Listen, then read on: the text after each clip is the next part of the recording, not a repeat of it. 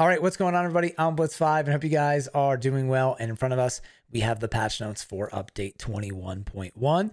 And while there are some improvements and updates coming into the game, the majority of this update is Vikendi Reborn, and winter is definitely coming. This is a very exciting update.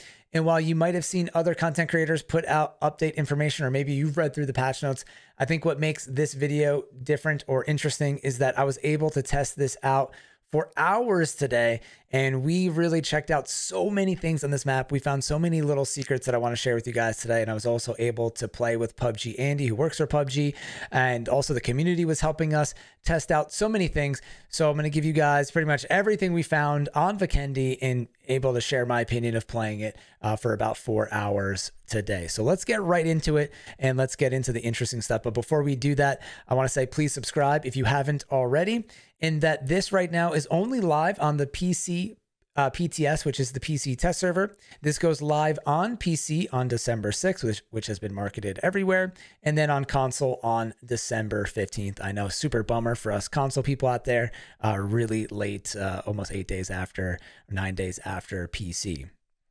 Vikendi will be its own featured map, and there will be or featured playlist, and then they are rotating some of the maps out. Destin is leaving again, but honestly, I'm just going to be playing Vikendi. And if your favorite map is gone, don't worry, because you know PUBG's always changing that stuff on a month-to-month basis. Just know that you'll be able to play Vikendi. And we keep saying Vikendi, but it's really not Vikendi. So many people came in the stream going like, hey, is this location there? Is this location here? How much changed? Really? Everything changed. This could be a completely different map. They could call it something else and it would pass by. It's a completely different map. And honestly, they might have been able to keep Vikendi and just made this another snow map. But that's a topic for another day. But a few locations did survive, like 6 or 7 main locations, including Dinoland, Castle, Cosmodrome, Coal Mine and stuff. But most of them are changed a little bit, and everything else is just completely different, which is why we are making this video today. The map went from a 6x6 to an 8x8, and this map is absolutely massive. It feels like one of the biggest maps in the game, and there's comeback VR, so there's just so much land. And here, PUBG shows an image of the new Dinoland, which looks mostly the same. The roller coaster's gone, and the layout's a little bit different. So things kind of appear to be the same, but then once you land there, you realize they're actually kind of different. And just a quick comment on the dev comment here. So really, a lot of what happened with Vikendi is PC players and other players did not like the winter and how bright it was with the white snow. So they changed that. Then there was a lot of performance issues for PC players. And then I know for us console players, there was a lot of issues with people cheating, getting to the rocks underneath the ground and doing all that kind of stuff. And they said they also had issues with the topography and some of the high points being way too overpowered in Vikendi. So they decided to just completely redo the map. And you'll see that they fixed a lot of those issues. They were able to use clouds and make the snow a little bit darker, and everything just looks really, really good. I was playing on like low quality on my PC and it still looked really, really cool. And getting into the fun stuff, one of our newest fun additions to the game and to this map is the cable car, which is kind of like a ski lift here. And you'll notice these areas on the map by these bright red dotted lines here where you can use the cable car. The blocked off red areas are where you can get on this kind of ski lift area. And these are pretty big. You can actually bring vehicles onto here, which is cool. It probably has enough room to fit 3 Dacias, just to give you guys an idea of how big it is. There's chance for loot to spawn on there. I think there's a high chance of a Panzerfaust spawning on there. So PUBG really wants to create some fun moments where you're going over a road. Maybe there's a car driving underneath and you try to panzer them. So I feel like there's going to be a lot of great clips on the new version of Vikendi. There's even definitely potential for you to be using the cable car. Another person is on the cable car coming by. You got to crisscross and fight each other, or you could drop down into a nearby city because the always on parachutes are on Vikendi, which is a feature we've only seen on Destin. So you will always have a parachute and an ascender because there are ascenders on this map. And the cable car is just another awesome addition to this. So very, very exciting. Definitely check those out when you get to play Vikendi. And then here is another interesting addition to Vikendi. These are these lab camps. So just a quick note of the map. There is a main location called Observatory. It's kind of fitting into the lore of Vikendi. Where the observatory is an area where they were doing tests on Vikendi, and then the people had to leave because of the storm. And just so you guys know, the snow zone, the blizzard, the snow NATO, whatever you want to call it, is actually not launching with Vikendi. If you saw any of the trailers, there's a new danger zone, like a red zone coming into the game as a blizzard, but that's not going to be here in the initial launch of Vikendi. But the observatory kind of fits into that lore. And then off the observatory to the west, there's this whole area of ice where there are individual research facility called lab camps. And at these lab camps, there are supply drops, kind of like loot chests. And almost looks like something you'd see in like Apex Legends or something like that. We have yellow, red, and blue. And in different supply drops, there is different loot. Some of them have boost items, other have weapons, the blue one has attachments. But the twist here is that they also have a chance to spawn high tier loot. So we got an in there, and there's also a chance to get level 3 gear. But when you open the chest, a really, really loud alarm goes off. And this thing is really aggressive, and it goes off for every single crate that you open. Maybe I'll try to put the audio in here in between me talking.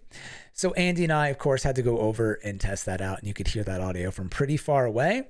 So it's kind of an interesting dynamic. You go here, you know there's going to be good loot or potentially really good loot, but you're going to have to sound the alarms once you're in the area. All right, and here's where things get a little spicy because the Comeback BR is featured on Vikendi, and they're implementing a new system on this map. And there's been a lot of things said about this, and I think a lot of people are worried about how this has been implemented, and it's actually not that bad, so hear me out on this. So basically what PUBG has done is they've taken the Comeback BR in Tego, which just has one Comeback BR after phase 1 ends, and they've turned it into 3 different Comeback BRs all within phase 1. So you do have a potential to come back 3 times, but it's sort of unlikely that you'll do so. So let me explain. On Tego, everybody that dies before phase 1 closes is put into queue for the Comeback BR if their teammates, or at least one of their teammates, is still alive. The bad part about that is that if you die right off the bat on Tego, you have to wait for like 7, 8, or 9 minutes, however long it is, 6 minutes, for the phase 1 to close and for you to enter the Comeback BR. With Vikendi, they've broken it down to every couple minutes, the Comeback BR is happening up to 3 times before phase 1 close. So it's like every 3 minutes. After the first Comeback BR, then the second one starts, and then the third one starts. And as the third one ends, phase 1 circle is closing. So, or it has already closed. So basically all this is happening in the same time frame as the Tego Comeback BR, but there's 3 of them happening. Which what's good about this is that you don't have to wait as long if you die off the bat. And say if you're a new player and you're really struggling, if you're in the first Comeback BR and you lose, you get put into the second Comeback BR. And if you lose that one, you'll actually go into the third Comeback BR. So you technically have 3 chances to rejoin your team if your team is still alive. So I really feel like this is going to be super helpful for new players. The only issue I see with this is that potentially, you know, a really good player could hot drop, get a bunch of kills, purposely kill themselves or have their teammate kill them. They could enter into the Comeback BR and just play super aggressive and get a bunch of kills. And if they die, they just go to the second Comeback BR. Play really aggressive. If they die, they go to the Comeback BR, the third one, and then just play really passive in the third one and kind of abuse the system. So we'll see if people do that. I don't know how crazy gamers are going to get, but you never know how, you know, people usually find those loopholes really fast. So hopefully that wasn't too confusing. Basically, just remember that there's going to be, the Comeback BR is broken down to 3 phases. You don't have to wait as long. It's going to help new players, but it could be abused. That is the major takeaway here. And there's probably a lot of information here. Also, oh yeah, during the Comeback BR, there's going to be a care package drop like on Tego, and that's how you can get some loot in there. And there's now backpacks and stuff like that as well. What's crazy is if you make it to the third Comeback BR, you'll see all the boxes and even player death boxes from the Comeback BRs before you, which is kind of sweet. So that was a mouthful and definitely confusing, but it's all good. And then here we have some of the new items we were talking about. I mentioned how the parachute is always on. We have ascenders and ascender towers, and in some of the locations, this is observatory, which was next to the research labs we talked about, where this is a really cool area. It's very high, like very vertical. So you can take the stairs all the way up, or you could just do an ascender to different levels or all the way to the top, which I think is a really great way to balance out some of the buildings in PUBG, where, you know, if someone's camping there, you don't just have to take the stairs. Now there's a second way to get up there, which is pretty sweet. There's also some small ascender towers located throughout the map. They're not full on cell towers, but they are little cell towers. And then I also want to mention something that's not featured in the patch notes here really fast, guys. So I'm kind of going to skip ahead here, but you're going to want to hear this because it's pretty interesting. So when I was looking around the map before this went live, I found these structures that were replicated or duplicated all around the outskirts of the map and some were in the center of the map. And they looked like they were going to be cell towers because of the way they were positioned. But it turns out there aren't full-on cell towers on Vikendi. So when we were testing out the game today, I went directly to one of these locations and it turned out to be an underground bunker. So there are underground bunkers hidden all around the map. And when you go down here, what's interesting is there's a locked room that you can't enter. So there are some locked rooms you're going to be able to enter with a crowbar, but this is not one of them. You need some kind of key card that's not available right now. And also down there, there's a computer screen with Titanic Industries, which is part of the overall lore of PUBG. Titanic buildings are all over maps in PUBG. And on the computer screen is actually a blue chip detector, and you can see if anybody is in the area. So I thought this was really interesting. I don't know if the blue chip detector works in all of the bunkers. I only visited a few of them, but I was able to test this out. I could see Andy running around. So this is a very interesting location, but I'm not sure why the doors are locked and how to unlock them. We didn't find any sorts of keys. There hasn't been any mention of any keys yet. And PUBG said there are a lot of things planned for Vikendi in the pipeline. So maybe this is something that we'll see later with the Snow NATO, with the Blizzard Zone and all that stuff. But I just wanted to mention it because I've never seen a computer like this in game. And instead of having the blue chip detector as an item, they put it in a location, which I think is really cool. And I think I might have seen one of the blue chip detector computers at the observatory, which would be really smart for a hot drop, because in the hot drop, you could go there and check where people are, if they're camping or whatnot, and then play more aggressively, which is interesting. Vikendi's also going to feature the fuel pumps, which we saw on Destin, which kind of seems like a no-brainer. If you have gas stations, put these there. People can actually get gas or use them to blow people up and do the trolly cheeky plays. Then here is a brand new feature that we're seeing on Vikendi, and PUBG is trying to make the other melee items have a purpose. Right now, the pan is overpowered. It blocks shots. So why would you take any other item other than the pan? At the end of the day, right, the pan can stop you from getting shot in the butt. So you would pick it over a crowbar. But on Vikendi, there are locked cabinets around the map, and the only way to open them is with a crowbar. So all you have to do is go up to the item, hit the interact button, and your player will hit the lock off with the crowbar.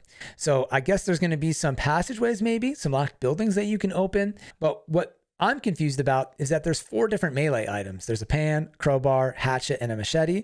So they made the crowbar have a purpose, but then really there's no purpose for the machete or the hatchet. So in my opinion, it should work for all of the items except for the pan. But anyways, I guess that's a PUBG thing. So we'll see. We have the return of the snowmobile, which I actually didn't get to ride because I was getting lasered on the PC version. Then we have the return of the train, and I posted this in a video in the map reveal. So we have the cable car locations, and then the train, instead of going around the entire map, just goes from the train station to the coal mine, but it has a few stopping points along the way. So I'll put the map up here. We went on the train today. It's a little bit less loud. They reduced the noise by 30%, still the typical train. And PUBG also now gave you the ability to put vehicles on the train. And honestly, they're allowing you to put vehicles on everything. You can put vehicles on the ferry now, which is cool, on the cable car. And why not, right? Eventually, initially, they wanted to stop you from bringing cars on. But at the end of the day, vehicles are so important in PUBG, especially 5 years into the game, how people play more aggressively and moving around. If you don't have a vehicle, you're screwed. So it really deters people, including myself, from taking the ferry because, you know, once you get there, you're not going to have a vehicle. So to me, this is a huge quality of life buff and a fix. And they've also included the ferry path onto the mini map, which I think is huge because if you're a new player, you have no idea where that ferry is going, or maybe you have no idea that the ferry actually moves. So to me, this is a quality of life buff that you love to see in the game, just helping everybody out, making things cleaner, smoother, more efficient, and more transparent, which you always want to see. This little compound below school is getting updated. Now there's 2 buildings, so it's getting doubled there, multiplied. And then a little change here to the garage building on Erangel. Then we have these friends coming back, but they've returned to celebrate the holidays on Sanak. So that's cool. There's actually some pretty funny gear that they're going to be dropping with this collab. Destin's gone. Tego and Paramo are staying, but there's an issue with the secret room keys not working. So there's not going to be any secret room keys on Tego with the launch of update 21.1. So then why is it featured in the game? Just take them out if they're having issues. To me, the secret key is such a big part of Tego. I'm just surprised. So they said they're not fixing this issue until 21.2. If I had to guess, they're maybe changing the key card system because there's key cards on Vikendi as well. But someone just make it make sense for me, because it just doesn't. And then this is really interesting. So I mentioned this in a video earlier this year that on PUBG Mobile, a lot of the vehicles have trunk space. So I figured we're going to see more and more vehicles have trunk space. The Zima now has some trunk space and has more health. The Porter increased health and increased speed. So they're trying to make the vehicles that aren't as good better. And they didn't really need to improve the Zima. That was really good, but I guess it was a little weak, but it's a pretty solid vehicle. The Pony Coupe now has less, I think, acceleration, but the max speed has not changed. I guess it has lower torque now. The minibus has more health now and a little bit faster speed. The max speed has increased to 87 kilometers per hour, and the vehicle tire health has increased. So the minibus getting a little bit stronger there, because obviously this is a pretty weak vehicle to take in game. And the US Murado getting a little bit of torque change, which I'm guessing is going to change the acceleration for those vehicles. We'll see if we feel any big impact in game there. You can now enter the training mode that's ongoing, which is really nice, and you don't need to wait for it to start. It just starts automatically, except for when you're in ranked, queuing from ranked, but that's huge. It's so annoying to have to wait, so that's really nice. And then some custom map stuff with Vikendi. I don't think it's going to be included yet for custom matches. We have the new Survivor Pass, which if you're interested in seeing the new skins, I have a video on my channel going over that right now. And I read over the bug fixes. There was a lot of bug fixes actually, but nothing that's really stood out to me to mention. So as always, I hope you guys enjoyed this video and all the information. Please don't forget to subscribe if you haven't already. And as always, thank you all for watching. I'm Butts5 and peace out.